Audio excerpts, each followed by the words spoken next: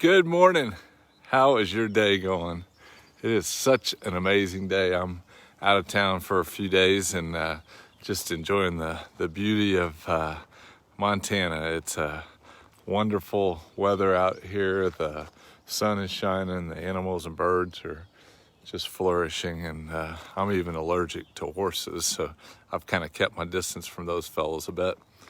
But every summer I try to read a book called Pagan Christianity and just remind me of what a intimate relationship of Christ looks like. It's not about information. It's not about routines. It's not about locating yourself on a specific day for a couple hours someplace.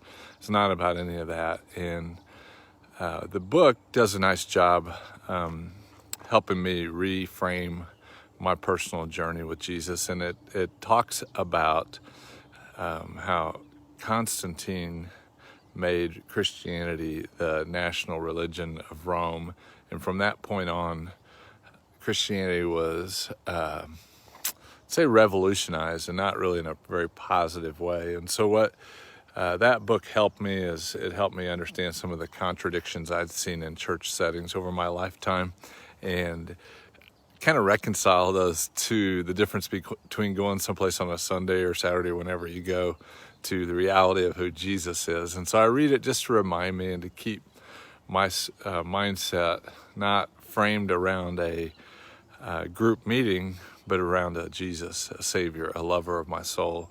And so what I read this morning was a poem in there called The Calf Path. And I'd heard this saying, the story about the city of Boston and how basically it's a cow trail, and then they paved it over the years. And so what the point of the poem was, this cat is loving on me, I suppose. But the point of the poem was that trails get put in place and you don't even know how they got there. Like when I'm running at home at Ritchie Woods, there's trails all over the place that the parks people put signs up and say, don't go down this trail, it's not for you, and whatever. And it's just basically a deer trail, and the humans aren't the ones beating it down, it's the deer. But humans believe that it is. And so just belief systems can follow some really weird paths, and some religious paths that you might be frustrated with may not have anything to do with God. And that's the point of that book, Pagan Christianity. So I'm not necessarily saying you need to go read it, but I would say that the ideas that you maybe have wrapped your brain around over the years might not be ideas of God. They may be those calf trails that religious activities all the way back to Constantine have put in place. And they're worth understanding so you don't necessarily become cynical about things that go on wherever you happen to meet. I just think constantly of Romans 12:1 and 2, and it says, do not conform any longer to the pattern of this world, but be transformed. You're transformed by the renewing of your mind. That's not necessarily like a book like Pagan Christianity, but it's the transformation of knowing Christ more intimately. And then it says, then you'll be able to test and approve what is his good, perfect, good and perfect will. But that whole process, this is what worship is when you sacrifice your body to God and you do what he's asking you to today.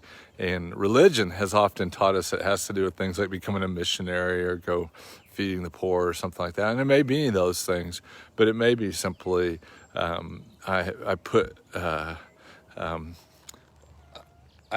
food in the cat bowl because I was stirred to do that, and that very well could be worship. I'm not a big cat guy, but this thing was wanting some food, and so it got it. So today I encourage you not to be discouraged by religious activities.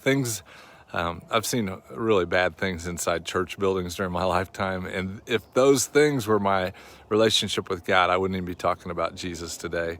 But Jesus is worth you pursuing and knowing because he's really cool. Have a great day.